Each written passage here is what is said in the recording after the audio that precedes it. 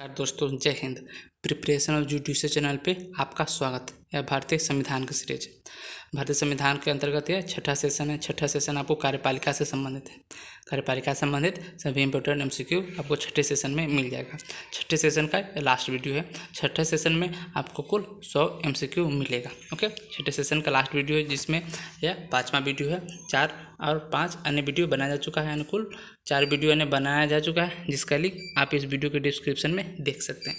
तो इस वीडियो को शुरू करते हैं तथा कार्यपालिका को समाप्त करते हैं। कार्यपालिका संबंधित सभी एमसीक्यू को समाप्त करते हैं, न कि कार्यपालिका को। ओके, चलिए शुरू करते हैं क्वेश्चन नंबर 91 से। अधोलिखित में से किस अनुच्छेद यानी नीचे लिखे गए अनुच्छेद में से किस अनुच्छेद के अंतर्गत राष्ट्रपति को प्रधानमंत्री की नियुक्ति का अधिकार दिया गया? राष्ट्रपति को अधिकार प्रधानमंत्री की नियुक्त करने का कौन सा अनुच्छेद के अंतर्गत? ओके, ऑप्शन नंबर ए अनुच्छेद 74, ऑप्शन बी अनुच्छेद 75, ऑप्शन सी अनुच्छेद 76, ऑप्शन डी अनुच्छेद 77। यह क्वेश्चन छत्तीसगढ़ सिविल जज 2014 में पूछा जा चुका है। तो कौन सा अनुच्छेद है जो राष्ट्रपति को अधिकार देता है प्रधानमंत्री की नियुक्ति करने का? मैं आपको बता दूं, इसका सही आंसर है ऑप्शन नंबर ए, यानी भारतीय संविधान के अनुच्छेद 75 में बताया गया है कि राष्ट्रपति को यह अधिकार है कि प्रधानमंत्री की नियुक्ति करेगा। भारतीय संविधान के अनुच्छेद 75 के सब क्लॉज 1 के अनुसार। चलिए इसे व्याख्या देख लेते हैं। भारतीय संविधान के अनुच्छेद 75 के सब क्लॉज 1 के अनुसार प्रधानमंत्री राष्ट्रपति द्वारा नियुक्त किए जाने से प्रावधान है। ओके, तथा अन्य मंत्री राष्ट्रपति द्वारा प्रधानमंत्री की सलाह पर नियुक्त किया जाता है। यानी कहने का तात्पर्य यह है, प्रधानमंत्री की नियुक्ति किसके द्वारा किया जाता है? तो प्रधानमंत्री की नियुक्ति राष्ट्रपति द्वारा किया जाता है, तथा अन्य मंत्रियों की नियुक्ति प्रधानमंत्री की सलाह पर राष्ट्रपति द्वारा किया जाता है। ओके, ये क्वेश्चन हो गया, ये सेक्शन हो गया, सॉरी आर्टिकल हो गया 74 आर्टिकल में क्या है? राष्ट्रपति को सहायता और सलाह देने के लिए एक मंत्रिपरिषद को बताया गया है अनुच्छेद 74 में। तथा अनुच्छेद 76 यानी भारत के महान्यायवादी बताया गया, यानी attorney general of India. Okay, attorney general of India से संबंधित इंपॉर्टेंट फैक्ट बनाया जा चुका है, उसका वीडियो तथा इंपॉर्टेंट एमसीक्यू से संबंधित भी वीडियो बनाया जा चुका है, जिसका लिंक आप इस वीडियो के डिस्क्रिप्शन में देख सकते हैं। ओके, तथा अनुच्छेद 77, तो 77 में क्या बताया गया है? भारत सरकार के कार्य का संचालन, भारत सरकार के कार्य का संचालन अनुच्छेद 77 के अधीन आ जाता है। चलिए नेक्स्ट क्वेश्चन शुरू करते हैं। क्वेश्चन नंबर 92, विधान परिषद की अध्यक्षता की जाती है। ओके, यानी विधान परिषद की अध्यक्षता किसके द्वारा की जाती है? ऑप्शन नंबर ए राज्यपाल द्वारा, ऑप्शन बी मुख्यमंत्री द्वारा, ऑप्शन सी उपराष्ट्रपति द्वारा, ऑप्शन डी इनमें से कोई नहीं। यह क्वेश्चन एमपीएससी 2008 में पूछा जा चुका है। मैं आपको बता दूं, विधान परिषद की अध्यक्षता किसके द्वारा की जाती है? तो विधान परिषद की अध्यक्षता इनमें से कोई नहीं, यानी इनमें से किसी के द्वारा नहीं की जाती है। तो किसके द्वारा की जाती है? तो व्याख्या के अधीन इसे स्पष्ट करते हैं। विधान परिषद की अध्यक्षता विधान परिषद के सभापति द्वारा की जाती है। भारतीय संविधान के अनुच्छेद 182 के अनुसार विधान परिषद अपने सदस्यों में से एक को अपने सभापति और एक को उपसभापति चुनेगा। ओके, यानी विधान परिषद के अध्यक्षता किसके द्वारा किया जाता है? विधान परिषद के सभापति द्वारा। ओके, चलिए नेक्स्ट क्वेश्चन देखते हैं। क्वेश्चन नंबर 93 में क्या पूछा जा रहा है? 93 में बताया जा आपको, राज्य विधानसभा के सदस्यता के बिना एक व्यक्ति राज्य मंत्रिपरिषद का सदस्य रह सकता है। यानी राज्य विधानसभा की सदस्यता के बिना एक व्यक्ति राज्य मंत्रिपरिषद का सदस्य रह सकता है। कितने समय के लिए? ऑप्शन नंबर ए किसी भी समय के लिए नहीं, ऑप्शन बी अनिश्चित काल के लिए, ऑप्शन सी अधिकतम 1 वर्ष के लिए, तो ऑप्शन डी अधिकतम 6 माह के लिए।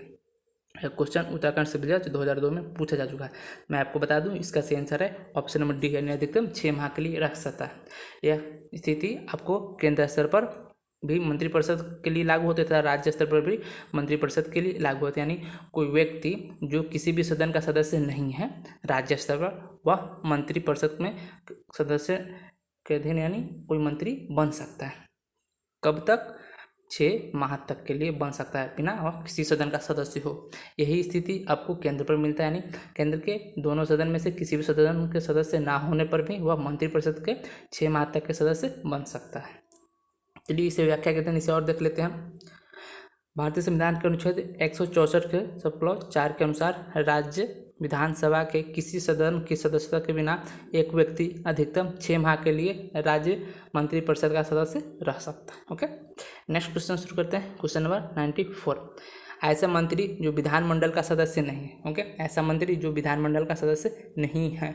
ऑप्शन नंबर ए राज्य विधानमंडल में वोट दे सकता है, ऑप्शन बी विधानमंडल की कार्यवाही में भाग नहीं ले सकता है, ऑप्शन सी विधानमंडल के संपूर्ण काल अवधि पर्यंत मंत्री के पद पर बना रह सकता है, ऑप्शन डी, मंत्री बनने के उपरांत 6 माह की कार्यावधि के समाप्त पर मंत्री नहीं रहेगा जब तक कि इसके पूर्व विधानमंडल का सदस्य नहीं बन जाता है।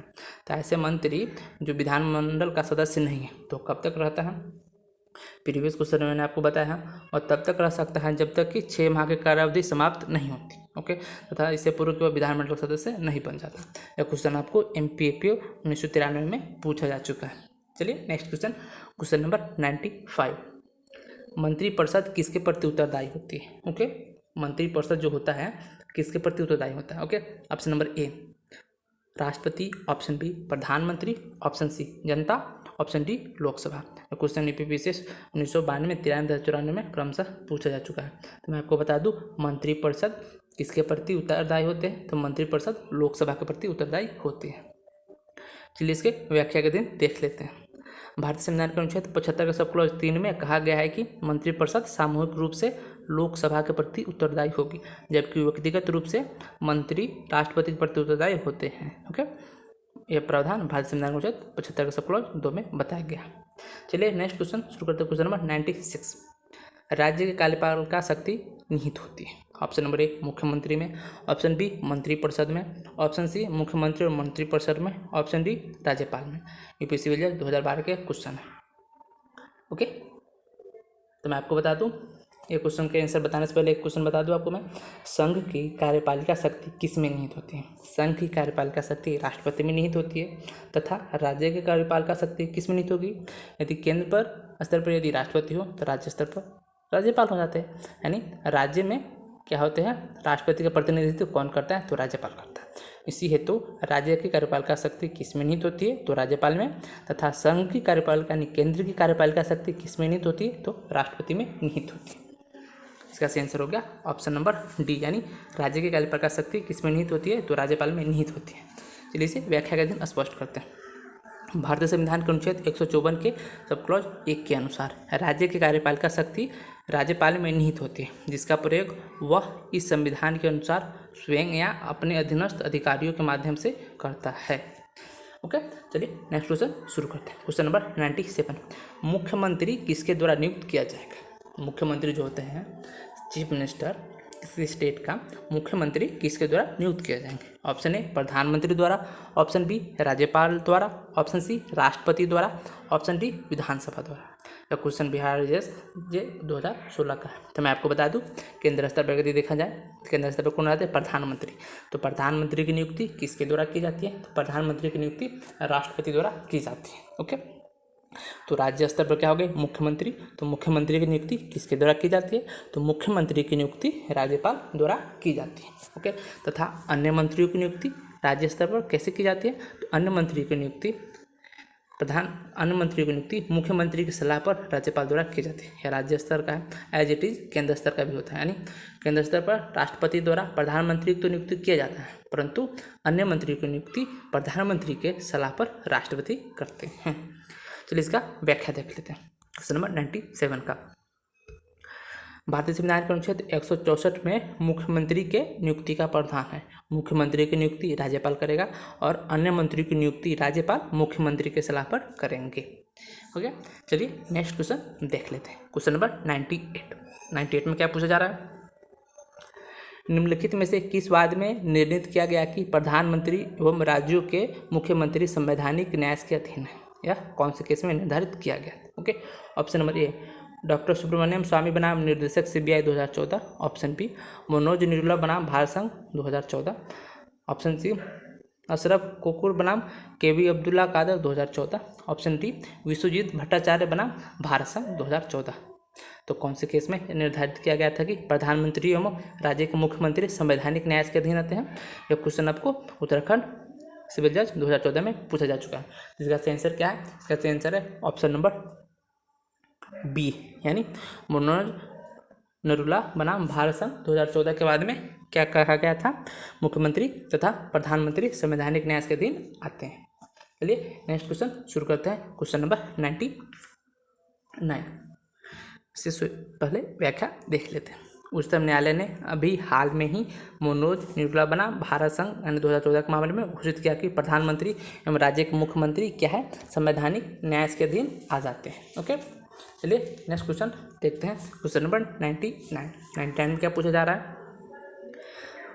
संविधान को कौन सा संशोधन एक व्यक्ति को 2 या अधिक राज्यों के राज्यपाल नियुक्त करने का अधिकार देता है? यानी कौन सा संविधान संशोधन द्वारा किसी व्यक्ति को 2 या 2 से अधिक राज्यों को राज्यपाल नियुक्त करने का अधिकार देता है? ऑप्शन नंबर ए द्वितीय संशोधन, ऑप्शन नंबर बी तृतीय संशोधन, ऑप्शन सी पंचम संशोधन, ऑप्शन डी 7वां संशोधन। ओके, यह क्वेश्चन उत्तराखंड सिविल जज 2014 में पूछा जा चुका है। तो मैं बता दूं इसका सही आंसर कौन है? इसका सही आंसर है ऑप्शन नंबर डी, यानी 7वां संविधान संशोधन द्वारा यह अधिकार दिया गया कि एक व्यक्ति 2 या 2 से अधिक राज्यों का राज्यपाल नियुक्त हो सकता है। चलिए इसे व्याख्या के दिन स्पष्ट करते हैं। संविधान में 7वां संविधान संशोधन अधिनियम 1956 द्वारा अनुच्छेद 153 में संशोधन कर यह प्रावधान किया गया कि किसी व्यक्ति को 1 से अधिक राज्यों का राज्यपाल नियुक्त करने से यह अनुच्छेद रोकेगा नहीं। ओके, यानी विरत नहीं करेगा। Next question, question number 100। तो क्या किया गया? संविधान में 7वां संविधान संशोधन द्वारा हमको यह अधिकार दिया गया कि एक व्यक्ति 1 से अधिक राज्यों का राज्यपाल नियुक्त हो सकेगा। चलिए नेक्स्ट क्वेश्चन शुरू करते हैं। क्वेश्चन नंबर 100, निम्नलिखित में से कौन अपना पद भारत के राष्ट्रपति के पश्चात पर्यंत पद धारण करता है? ऑप्शन नंबर ए भारत के निर्वाचन आयुक्त, ऑप्शन बी राज्यों के राज्यपाल, ऑप्शन सी उच्चतम न्यायालय के न्यायाधीश, ऑप्शन डी लोकसभा का अध्यक्ष। यह क्वेश्चन MPADPO 2015 में पूछा जा चुका है। तो मैं आपको बता दूं कौन सा वह पद है जो भारत के राष्ट्रपति के पश्चात पर्यंत पद धारण करते हैं। इसका सही आंसर है ऑप्शन नंबर बी, यानी राज्यों के राज्यपाल जो होते हैं राष्ट्रपति के पश्चात पर्यंत पद धारण करते हैं। चलिए इसका व्याख्या देख लेते हैं। भारतीय संविधान के अनुच्छेद 156 सब क्लॉज 1 के अनुसार राज्यपाल राष्ट्रपति के पश्चात पर्यंत पद धारण करेगा। अनुच्छेद 156 के सब क्लॉज 3 के अनुसार सामान्य रूप से राज्यपाल अपने पद ग्रहण की तारीख से 5 वर्ष की अवधि तक पद धारण करते हैं। Okay, next question, question number 101, राज्यपाल के पद त्याग की स्थिति में त्याग पत्र किसे संबोधित किया जाता है? यानी राज्यपाल जो इस्तीफा देता है यानी अपना पद से त्याग करता है, तो इस समय यानी इस संदर्भ में क्या करता हुआ किसे संबोधित करता है? ऑप्शन नंबर ए राष्ट्रपति को संबोधित करता है, ऑप्शन बी मुख्यमंत्री को, ऑप्शन सी उपराष्ट्रपति को, ऑप्शन डी ए एवं बी दोनों को। ये क्वेश्चन आपको MPAPO 2008 में पूछा जा चुका है। इसका सही आंसर क्या है मैं आपको बता दूं, यानी राज्यपाल अपने पद त्याग की स्थिति में त्याग पत्र किसे संबोधित करके देगा? तो त्याग पत्र आपको राष्ट्रपति को संबोधित करके देगा। ओके, इसका व्याख्या देख लेते हैं। भारतीय संविधान के अनुच्छेद 156 के सब क्लॉज 2 के अनुसार राज्यपाल राष्ट्रपति को संबोधित अपने हस्ताक्षर सहित लेख द्वारा अपना पद त्याग सकेगा। नेक्स्ट क्वेश्चन, क्वेश्चन नंबर 102, राज्यपाल की मृत्यु की स्थिति में अगले राज्यपाल की नियुक्ति तक कौन पद संभालता है? Okay, option number a supreme court के मुख्य न्यायाधीश, ऑप्शन बी उच्च न्यायालय के मुख्य न्यायाधीश, ऑप्शन सी उच्च न्यायालय के कोई न्यायाधीश, ऑप्शन डी उपयुक्त में से कोई नहीं। क्वेश्चन MPAPO 2008 में पूछा जा चुका है। राज्यपाल की मृत्यु की स्थिति में अगले राज्यपाल की नियुक्ति तक कौन पद संभालता है? तो मैं आपको बता दूं इसका सही आंसर है ऑप्शन नंबर डी, यानी उपयुक्त में से कोई नहीं। कैसे कोई नहीं, इसको मैं व्याख्या के दिन स्पष्ट करता हूँ।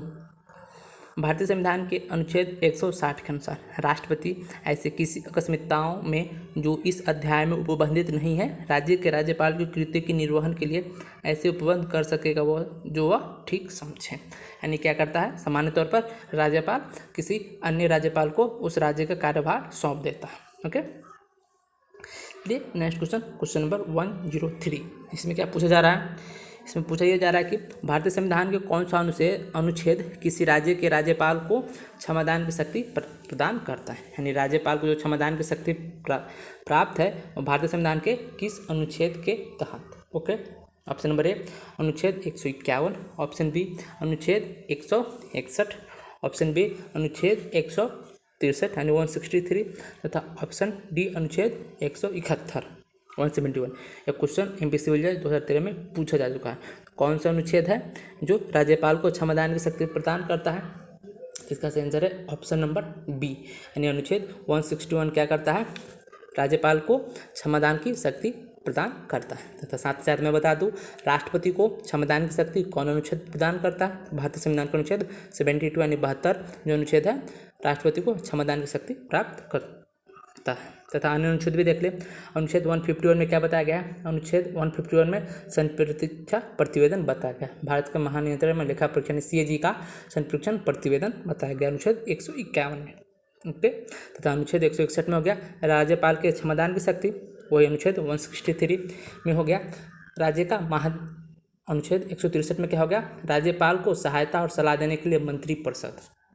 अनुच्छेद 163 में प्रावधान किया गया है राज्य को यानी राज्यपाल को सहायता करने के लिए किसका होता है? तो राज्यपाल को सहायता एवं सलाह देने के लिए एक मंत्रिपरिषद का गठन किया था। अनुच्छेद 163 कर दें। वही अनुच्छेद 171 में बताया गया है। 171 में क्या बताया गया है? विधान परिषद की संरचना को बताया गया है। तब मैं बता दूं अनुच्छेद 165 में क्या बताया गया है? अनुच्छेद 165 में राज्य के महाधिवक्ता को बताया गया। चलिए इसका व्याख्या देख लेते हैं। भारतीय संविधान का अनुच्छेद 161 किसी राज्य के राज्यपाल को उन विषय जिन पर राज्य की कार्यकाली शक्ति का विस्तार है से संबंधित विधि के विरुद्ध अपराध के लिए सदोष व्यक्ति को यानी निर्दोष व्यक्ति के दंड को क्षमादान, उसका प्रतिविलंबन, विराम या परिहार करने की अथवा दंडादेश का निलंबन, परिहार या लघुकरण की शक्ति प्रदान करता है।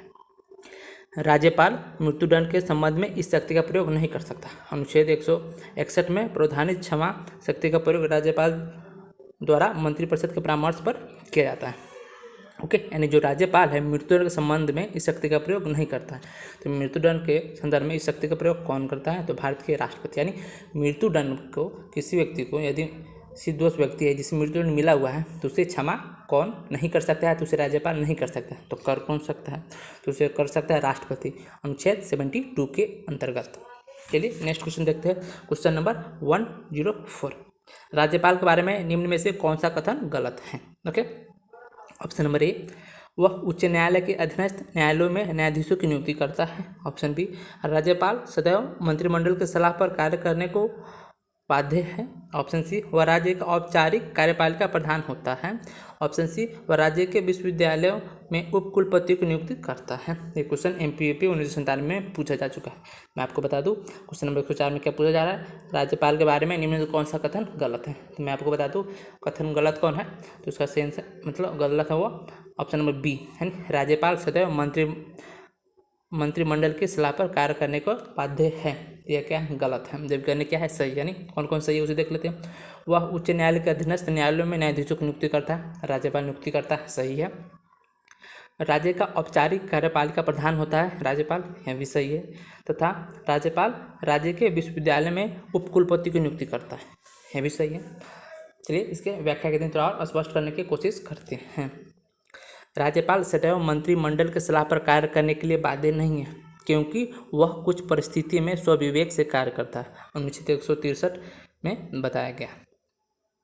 चलिए नेक्स्ट क्वेश्चन शुरू करते हैं। क्वेश्चन नंबर 105, राज्यपाल को अपने संवैधानिक दायित्व के प्रति सचेत रहना चाहिए और राजनीतिक स्वार्थ की वेदी पर या तो राजनीतिक जिम्मेदारी या संसदीय परंपराओं का त्याग नहीं करना चाहिए। निम्नलिखित में से किस मामलों में राज्यपाल के संवैधानिक दायित्व का उल्लेख किया गया था? नीचे जो 4 केस की बताया गया है इसमें से कौन से केस में ये बातें बताई गई थी? चलिए देखते हैं कौन कौन से बात है। SR चौधरी बनाम पंजाब राज्य। ऑप्शन बी, BR कपूर बनाम तमिलनाडु राज्य। ऑप्शन सी, कृष्ण बल्लभ सहाय बनाम जांच आयोग। ऑप्शन डी, उपयुक्त में से कोई नहीं। यह क्वेश्चन बिहार राजेश 2016 में पूछा जा चुका है। तो मैं बता दूं कौन से केस में उपयुक्त बात का उल्लेख किया गया था। तो SR चौधरी बनाम पंजाब राज्य के मामले में उपयुक्त बातें बताई गई थी। चलिए इसी व्याख्या के दिन और स्पष्ट करते हैं। SR चौधरी बनाम पंजाब राज्य 2001 सुप्रीम कोर्ट के मामले में उच्चतम न्यायालय ने कहा कि राज्यपाल को अपने संवैधानिक दायित्वों के प्रति सचेत रहना चाहिए और राजनीतिक स्वार्थ की वेदी पर राजनीतिक जिम्मेदारी या संसदीय परंपराओं को त्याग नहीं करना चाहिए। इस वाद में पंजाब के एक पूर्व मुख्यमंत्री के पुत्र को पंजाब में सदन का सदस्य न रहते हुए 1996 में मंत्री पद पर पुनर्नियुक्त की गई थी, जो कि सदन का सदस्य न रहते हुए भी 6 माह के लिए मंत्री बनाए गए थे, किंतु वे इस अवधि में सदन के लिए निर्वाचित नहीं हुए, फिर भी उन्हें दोबारा मंत्री बना दिया गया था। ओके, चलिए नेक्स्ट क्वेश्चन शुरू करते हैं। क्वेश्चन नंबर 106 में क्या है? राज्य में कौन अध्यादेश जारी कर सकता है? राज्य में अध्यादेश कौन जारी कर सकता है? मैं आपको बता दूं, केंद्र स्तर पर अध्यादेश कौन जारी करता है? तो केंद्र स्तर पर राष्ट्रपति अध्यादेश जारी करता है। ओके, तथा राज्य स्तर पर कौन अध्यादेश जारी करता है? तो राज्य स्तर पर राज्यपाल अध्यादेश जारी करता है। केंद्र स्तर पर राष्ट्रपति अध्यादेश जारी करता है। तो राष्ट्रपति कौन से अनुच्छेद के तहत अध्यादेश यानी ऑर्डिनेंस जारी करता है? भारतीय संविधान के अनुच्छेद 123 के तहत। तथा राज्य स्तर पर जो राज्यपाल अध्यादेश जारी करते हैं वह कौन से अनुच्छेद के अंतर्गत? तो अनुच्छेद 213 के अधीन आ जाते हैं। ओके, क्वेश्चन अब बता देते हैं। 106 में पूछा जा रहा है, राज्य में कौन अध्यादेश जारी करता है? ऑप्शन ए मंत्री, ऑप्शन बी सरकारी वकील, ऑप्शन सी राज्यपाल, ऑप्शन डी मुख्यमंत्री। ये क्वेश्चन एपीओ 2008 में पूछा जा चुका है। मैं आपको बता दूं इसका आंसर क्या है। इसका आंसर है ऑप्शन नंबर सी, यानी राज्य में कौन अध्यादेश जारी करता है? तो अनुच्छेद 213 के अंतर्गत राज्य में राज्यपाल अध्यादेश जारी करता है। नेक्स्ट क्वेश्चन नंबर 107, राज्यपाल नियुक्त होने के लिए न्यूनतम आयु कितनी है? यानी राज्यपाल की नियुक्ति के लिए मिनिमम एज कितनी है? चलिए देख लेते हैं। ऑप्शन नंबर ए 21 वर्ष, ऑप्शन बी 26 वर्ष, ऑप्शन सी 35 वर्ष तथा ऑप्शन डी 45 वर्ष।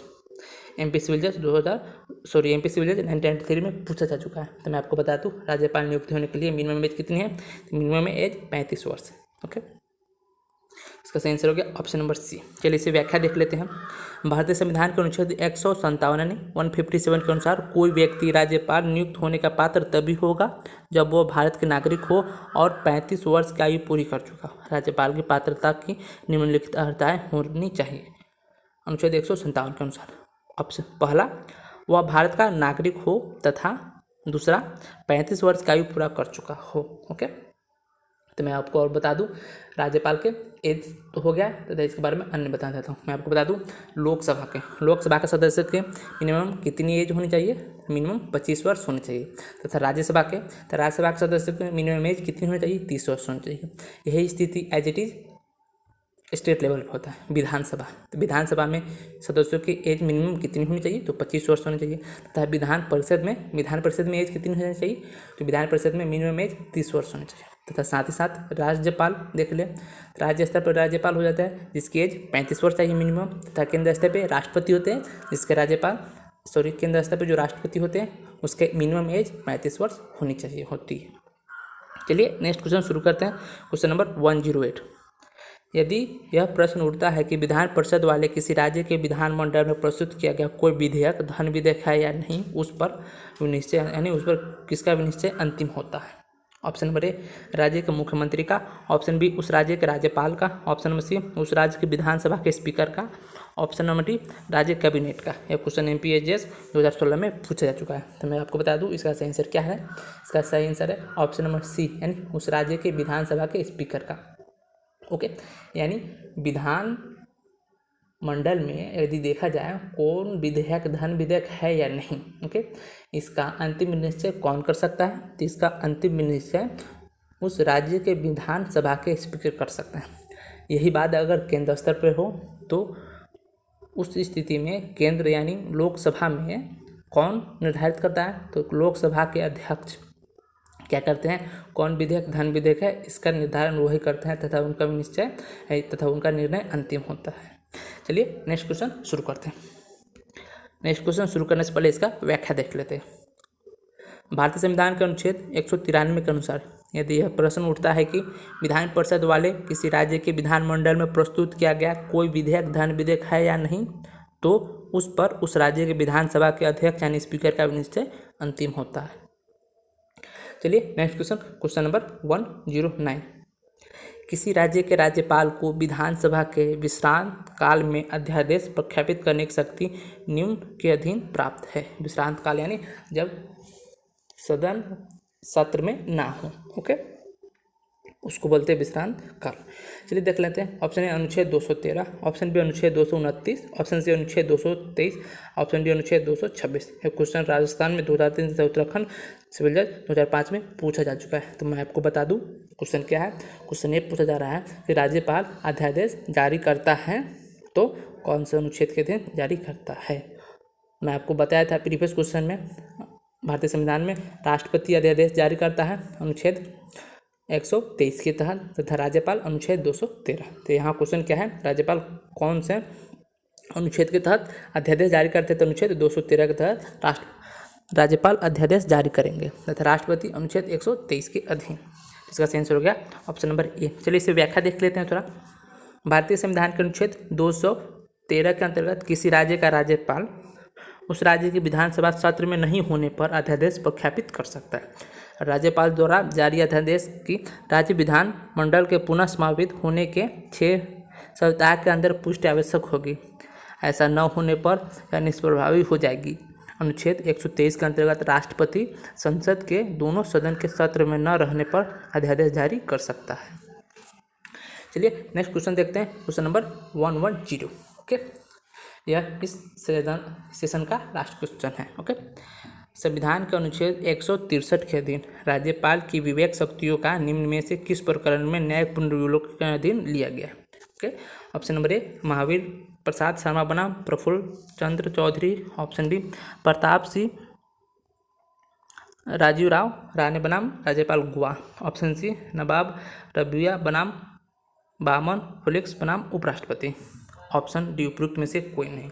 तो कौन से केस में निर्धारित किया गया था कि भारतीय संविधान के अनुच्छेद 163 के अधीन राज्यपाल की विवेक शक्ति को न्यायिक पुनर्विलोकन के अधीन लिया गया? मैं इसका सही आंसर बता दूं, ऑप्शन नंबर सी, यानी नवाब रबिया और बनाम फेलिक्स बनाम उपसभापति। चलिए इसे व्याख्या के दिन और स्पष्ट करते हैं। स्पष्ट उच्चतम न्यायालय ने नवाब रबिया और बनाम फेलिक्स बनाम उपसभापति 2016 के बाद में संविधान के अनुच्छेद 163 के अधीन राज्यपाल के विवेक शक्ति को न्यायिक पुनर्विलोकन के अधीन लिया गया है। तो हो गया, क्या हो गया? लोकसभा, राज्यसभा नहीं। ये क्या है, किसका अंत वीडियो है मैं आपको बता दूं, यह कार्यपालिका से संबंधित महत्वपूर्ण क्वेश्चन का लास्ट क्वेश्चन था एंड लास्ट वीडियो था। कार्यपालिका से संबंधित 100 इंपॉर्टेंट MCQ टोटल हो चुके हैं, टोटल हो गए हैं 110 MCQ। सभी वीडियो का लिंक आप इस वीडियो के डिस्क्रिप्शन में देख सकते हैं। अपना कीमती समय मेरे साथ साझा करने के लिए आपका बहुत बहुत शुक्रिया।